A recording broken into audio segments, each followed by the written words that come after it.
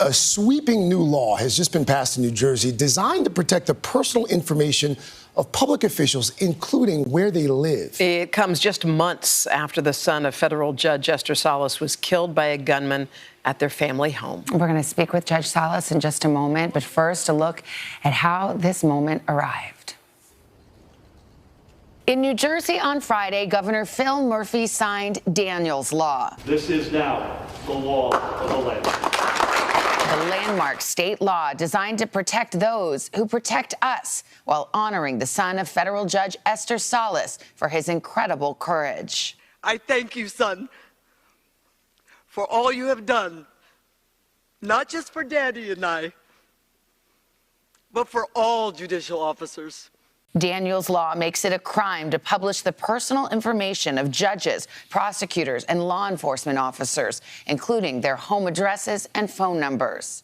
Today, we choose to stand up and do something. It was named for 20-year-old Daniel Anderl, who was shot and killed at his family's home in July by a gunman disguised as a delivery driver. When the doorbell rang, Daniel and his father, Mark, went to the door. But Daniel, being Daniel, protected his father. And he took the shooter's first bullet directly to the chest.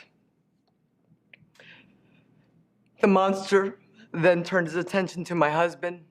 Mark was shot multiple times but survived. The gunman, Roy Den Hollander, who later took his own life, was a self-described anti-feminist lawyer. Authorities say he compiled personal information about Daniel's mother, Esther Salas, a trailblazing federal judge that he once appeared before. There's now a push to expand Daniel's Law beyond New Jersey. We must extend these privacy protections nationwide so that no one lives to what Judge Salas and her husband lived through. Judge Salas and her husband were on hand for the signing, a mother remembering those final moments spent with their son. In the seconds before his death, Daniel asked me to keep talking to him because he loved talking to me. Honoring a son and hero whose legacy to protect others will live on. And we are honored this morning to have Judge Esther Salas with us. Judge, Your Honor, good morning. Thank you for being with us, and our deepest heartfelt sympathies to you and your family. Good morning to you, Ms. Guthrie, and to everyone. Thank you for having me. I want to talk about the work that you're doing on behalf of Daniel and your fellow federal judges, but I have to ask you about your husband, Mark. It's been such a long road for him. He is still recovering. How is he doing this morning? Regrettably, Mark has had a medical setback, and he's going to need surgery in the very near future. So he is still battling those injuries. And obviously battling the injury to his heart. So we are just day by day taking it second by second. I just think about you, especially on a week like this, Judge. I mean, as people can see just in the story we showed, how strong you are and how resolute you are. But you are a mom who is missing her son, and it's Thanksgiving. How are you doing? You know what? I am holding it together because I know that's what Daniel would want me to do. And I have a tremendous amount of faith, and I rely and lean on that faith and lean on my loved ones to get me through this, difficult time in our lives. It was so heartening to see Governor Murphy in New Jersey signing Daniel's Law, which, as we mentioned, will make it harder for people to post proprietary personal information of judges online. This is a step, but it's not the last step. What are you hoping will happen now? What I'm hoping will happen now is that we will expand these protections nationwide. I'm really hoping that we can do the concrete things that need to be done in order to protect my brothers and sisters on the federal bench. And so there are many things that we can do, including protecting judges' personally identifiable information, what's called PII. Also, we need to enhance marshal services. We need to be able to let the marshals do what they need to do in protecting judicial officers. We need to enhance security systems in courthouses all over this country.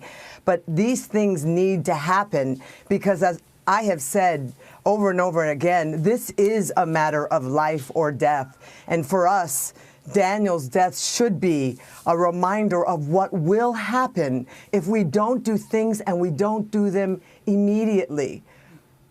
He showed such courage in those moments. As you mentioned, he literally took a bullet trying to protect his own father.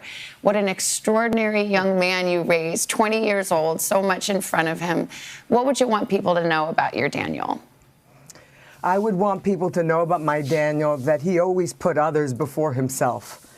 And that's why I know he would want me to do what I'm doing now, because he would want others to be protected. That was my son. My son, he used to smile all the time. He just wanted to make everyone happy. And you know what? I know that Daniel's looking down and saying, Mom, keep it going, because we need to make sure that everyone is safe. Judge, where do you find your strength? Where does it come from? Because I have to say, as a mom, I look at you and I marvel at your grace and your strength. It comes from my faith. It comes from my understanding that there is more in this world than what we are experiencing here on earth. And so I know that I have to, believe in my God, and I have to believe that there are things that he would want me to do. And I know that there are things that Daniel would want me to do. And so every day I wake up and I thank God for another day. And I thank God for the opportunity to try to do something that will mean something in this world. And so that's what I rely on. Well, you touched us deeply, Judge Salas, with your example. I know that you and your husband were wonderful parents. What a testament to you that your son loves you so much. He wanted to spend his birthday weekend with you at home, even at 20 years old.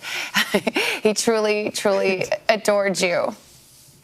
Oh, he was, for us, our life. He was the center of our universe, and we were the center of his universe. And I think that's why Daniel, it wasn't even a question of what he was going to do. He was going to protect his dad. He was going to protect me. And so, you know what? That was Daniel. Daniel was goodness. He was good, and he was joy, and he was love. And those are the things that I hold on to, that I have to believe, and I have to continue to strive to be better for his sake, to honor his legacy, to make him proud. I want him to always be proud of his mother and father. He surely is. Well, Judge Salas, we're wrapping our arms around you and your husband, too, sending our prayers and our love and our gratitude for your service. Thank you for sharing your time this morning. Thank you for having me this morning. Thank you.